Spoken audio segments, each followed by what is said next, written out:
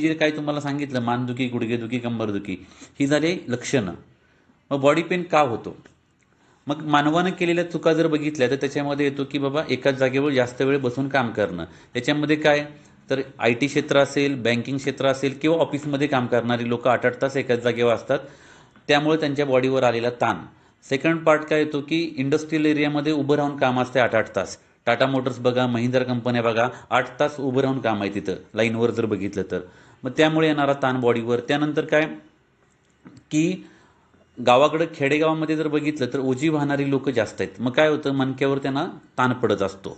आणि सिटीमध्ये बघा किंवा गावाकडे बघा तर यंग जनरेशन जे आहे ते यंग जनरेशन बुलेट चालवणे, स्पोर्ट्स बाईक चालवणे, त्याच्यामुळं पण पुन्हा खांदेदुखीचा त्रास चालू होतो. मग ह्या झाल्या मानवानं केलेल्या चुका. बॉडी पेनचं सायन्सनुसार बॉडी पेन का होतो? सायन्सनुसार बॉडी पेन व्हायचं पहिलं रिझन म्हणजे कॅल्शियमची कमतरता. कॅल्शियम सर्वात जास्त तुम्हाला आहारामधनं मिळतं. बऱ्यापैकी वेळा काय होतं तुम्हाला आहार घ्यायला पण वेळ नसतो. दुपारची वेळ असते, तुम्ही कुठेतरी बाहेर असतात, मग त्यावेळी तुम्ही आहार स्किप करताना काय करता बर्गर खाणं, वडापाव खाणं, त्यातनं त्या लेवलचं कॅल्शियम तुम्हाला मिळत नाही. त्यामुळे काय होतं लेडीजला हे आजार वयाच्या 40 नंतर आणि पुरुषाला वयाच्या 45 एज नंतर हे चालू होतात. त्यानंतर काय होतं की 2012-13 पूर्वीचा जर ऑल ओव्हर इंडियाचा जर सर्व्हे केला तर लेडीज प्रेग्नंट झाल्यानंतर लेडीजला कॅल्शियमची टॅबलेट पूर्वी दिली जात नव्हती. पण आता सर्रास लेडीजला खेडेगावामध्ये सुद्धा किंवा सिटीमध्ये डॉक्टर टॅबलेट 9 मंथ तिला खायला सांगतो. का तर पूर्वीसारखा लेडीजचा आता आहार राहिलेला नाही. कारण आता रासायनिक शेती वाढलेली आहे. गावाकडे जरी बघितलं किंवा कोणत्याही एरियामध्ये, कारण शेतकऱ्याला सुद्धा पीक जास्त घ्यायचं आहे तर तो रासायनिक शेतीचा यूज करतो जास्त. मग त्यानंतर काय झालं, त्यामुळे काय झालं 2012-13 पूर्वीचा जो ज्या लेडीज आहेत त्यांच्या पण आहारामध्ये जर कमी जास्त प्रमाण झालं तर पोटातल्या बाळाला कॅल्शियम कमी पडतं. मग पोटातलं बाळ काय करतं आईच्या हाडामधलं कॅल्शियम खेचून घेऊन त्याची पूर्तता करत असतं. मग आफ्टर डिलिव्हरीनंतर ती लेडीज बोलते की काय मला गुडघे दुखतायत, कंबर दुखते, का तर तिथलं कॅल्शियम कुणी खाल्लं होतं, बाळानं खाल्लं होतं. हे झाले 2. थर्ड आहे सायन्सनुसार ज्या लोकांना डायबिटीस आहे अशा 100पैकी 80% लोकांना बॉडी पेनचा त्रास आहे. का? मानवी शरीरामध्ये 6 ते 7 लिटर ब्लड आहे. 6 ते 7 लिटर ब्लडनुसार तुम्ही per day 5 gram sugar intake केली पाहिजे. पण 1 कप चहा घेतला की 5 ग्रॅम येते. दिवसामध्ये 1 कप होत नाही, कधी कधी 2 कप 3 कप. काही लोकांना चहा न घेता पण शुगर आहे. मग तिथं तुम्हाला राईस खाऊ नका, चपाती वर्ज करायला सांगितलेलं असतं. पण मानवी शरीर 15 ग्रॅम शुगर ॲब्सॉर्ब करण्याची मानवी शरीराची कॅपॅसिटी आहे. 15 ग्रॅमच्या वरती जर शुगर झाली तर शुगरचं रूपांतर ग्लुकोजमध्ये होतं आणि ते तुमच्या हाडामध्ये जाऊन थांबतं. तिथं काय होतं ब्लड सर्क्युलेशन प्रॉपर होत नाही, तो पार्ट डॅमेज व्हायला चालू होतो. आणि बऱ्यापैकी बघा शुगरवाल्यांना रक्त पातळ व्हायचे पण टॅबलेट दिले जातात. का तर तिथं घट्ट झालेलं असतंय. त्यामुळे तो एक तुम्हाला क्राऊड मिळेल की 100पैकी 80% डायबिटीसवाल्यांना बॉडी पेन आहे. आणि शेवटचं रिझन म्हणजे आपण त्याला वात म्हणतो किंवा संधिवात म्हणतो.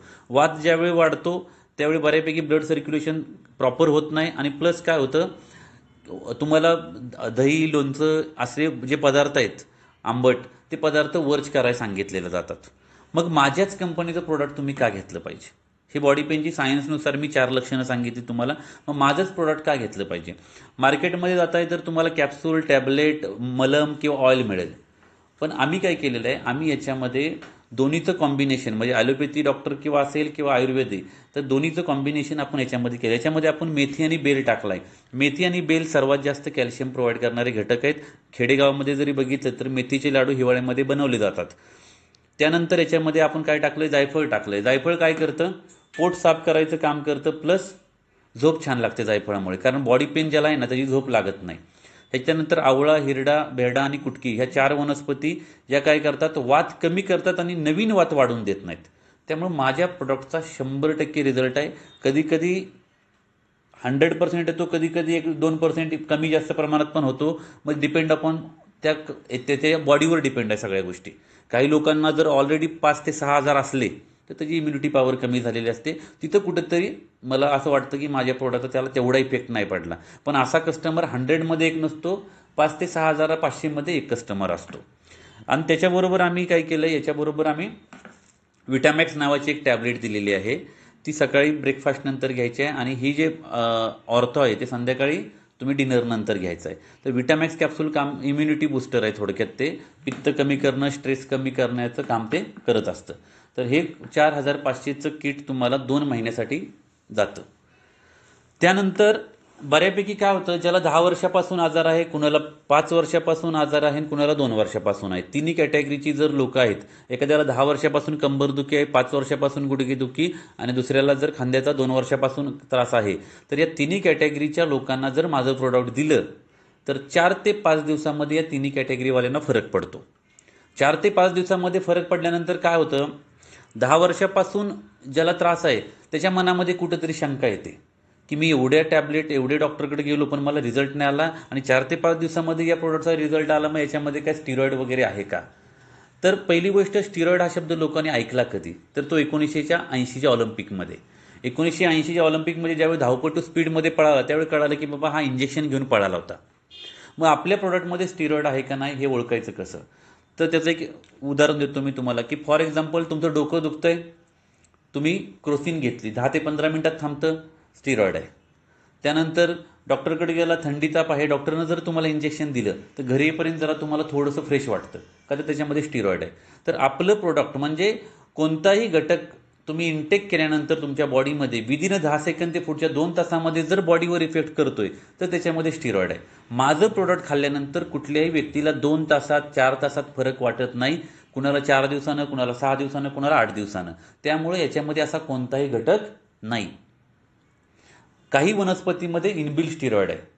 फॉर एक्झाम्पल चहा ही वनस्पती आहे, चहामध्ये स्टिरॉइड आहे, पण तुम्हाला जेवढं बॉडीला पाहिजे तेवढंच आहे. चहाचा कप खाली ठेवल्या ठेवल्या तुम्हाला एनर्जी येते, पण एखाद्याला जर मी 1 लिटर चहा एकाच जागेवर प्यायला लावला तर काय होईल, तो आडवा झोपून जाईल. याचा अर्थ माझ्या शरीरामध्ये, म्हणजे तुम्हाला का हे सांगतोय मी, कारण माझ्या प्रोडक्टचा 100% रिझल्ट आहे, त्यामुळे तुम्हाला ह्या शंका लोक विचारतील मार्केटमधनं. त्यामुळे 4 ते 5 दिवसामध्ये फरक येतो, म्हणून मी तुम्हाला स्टिरॉइडबद्दल पण माहिती दिली की पुन्हा तुम्ही तिथून सिनियरला विचारता की सर याच्यामध्ये हा असं आहे का तसं आहे का, म्हणून मी हे पण मी क्लिअर केलं. ज्याला 10 वर्षापासून आजार आहे त्याला सरळ सांगायचं की तुझा आजार जुना आहे, तुला 4 ते 5 दिवसात जरी फरक पडला तरी तुला हे 6 ते 8 महिने खावं लागेल. ज्याला 5 वर्षापासून आजार आहे त्याला सांगा तुला 4 ते 5 महिने खावं लागेल, आणि ज्याला 2 वर्षापासून आहे त्याला 2 ते 3 महिन्यानंतर. मग लोकांचे क्वेश्चन येतात की मला आता मी बरा झालोय, मग पुन्हा मला कधीच हा आजार रिपीट होणार नाही का? तर त्याला तुम्हाला सांगावं लागेल की बाबा तुला पुढच्या 2 महिन्यानंतर किंवा 4 महिन्यानंतर कधीतरी बॉडी पेन झाला की कधीतरी गुडघा दुखतोय, मग त्या दिवशी क्रोसिन खाण्याऐवजी ही आमची ऑर्थोची पुडी खा. त्यामुळे या प्रोडक्ट जर तुम्ही लोकांना सांगताय तर माझी खात्री आहे की तुम्ही 8 ते 10 लोकांना जवळ जे सांगितलं तर 100% 8 ते 10 लोक तुम्हाला 4 ते 5 दिवसामध्ये रिप्लाय देतील की यस आम्हाला रिझल्ट आलेला आहे.